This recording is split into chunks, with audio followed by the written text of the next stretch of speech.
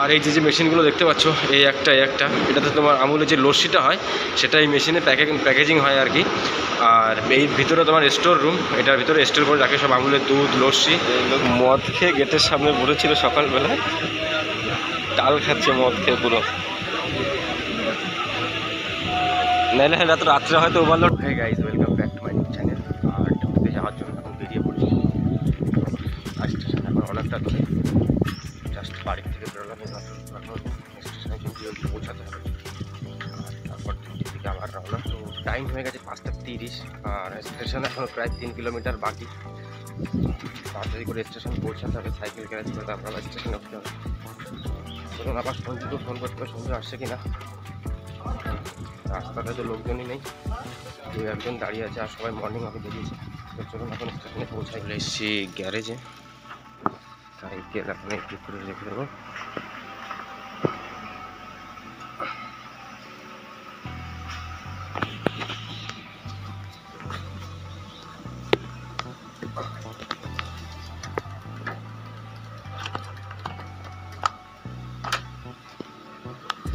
এখানে রেখে দিলাম সাইকেল।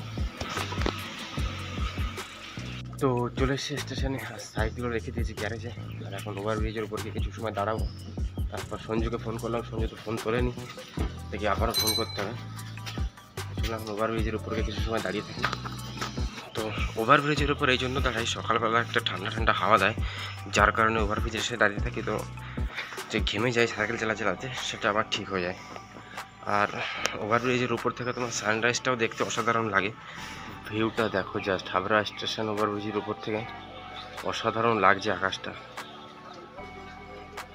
ক্যামেরাটা একটু ভালো হলে আরও সুন্দর লাগতো, বাট খালি চোখে দারুণ লাগছে দেখতে আকাশটা সকালবেলা।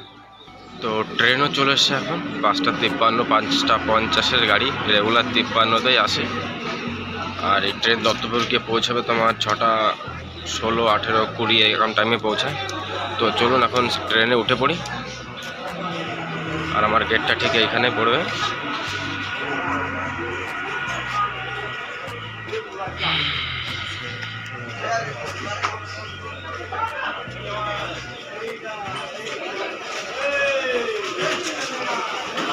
তো গেট পড়বে আমাদের এইটা। সকালবেলা তাড়াহুড়ো করে সবাই উঠতে যায় ট্রেনে, অবস্থা দেখুন। আর এই লোক তুলছে ইয়ে।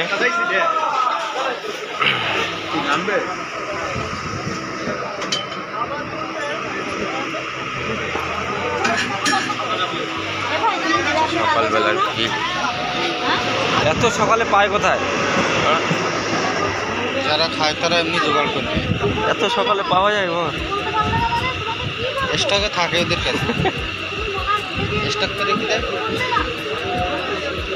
এই লোক মদ খেয়ে গেটের সামনে বসেছিল সকালবেলায়, টাল খাচ্ছে মদ খেয়ে পুরো। নাইলে রাত্রে হয়তো ওভারলোড হয়ে গেছে। এই বসে চাল থাকবে, চাল চলে এসছে, চাল নিয়ে। এখানে চাল থাকবে দাদা, এখানেও রাখবে, চেপে দাও। চলে এসছে চাল ফাল নিয়ে।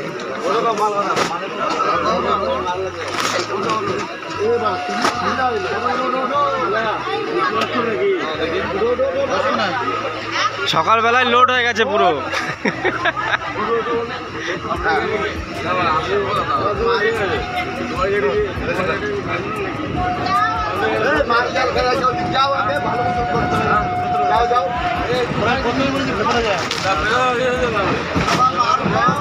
গেটের সামনে বসেছিল, দাঁড়িয়ে ওইখানে পাঠানো হয়েছে লোককে, পুরো লোড সকালবেলায় বুঝতে গন্ধ বেরোচ্ছে।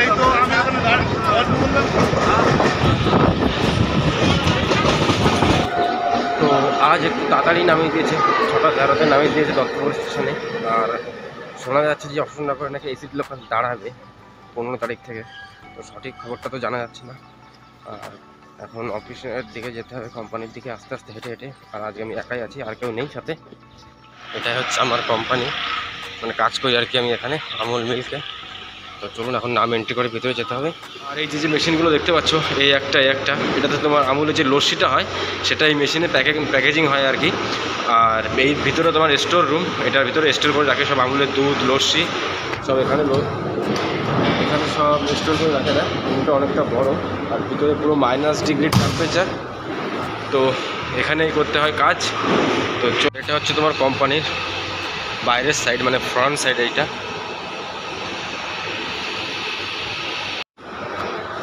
তো এখন শুরু করতে হবে কাজ, আর ছুটি হবে তোমার 2টার সময়।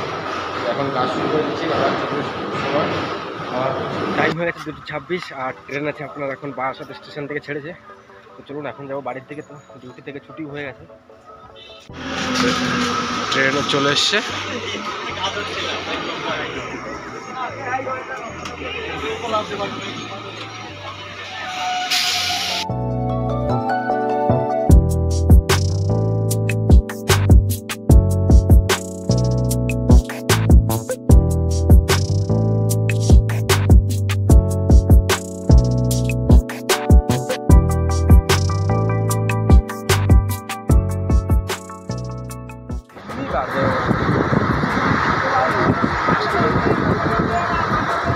সাবস্ক্রাইবার নেই বলে বলতে পারছি না।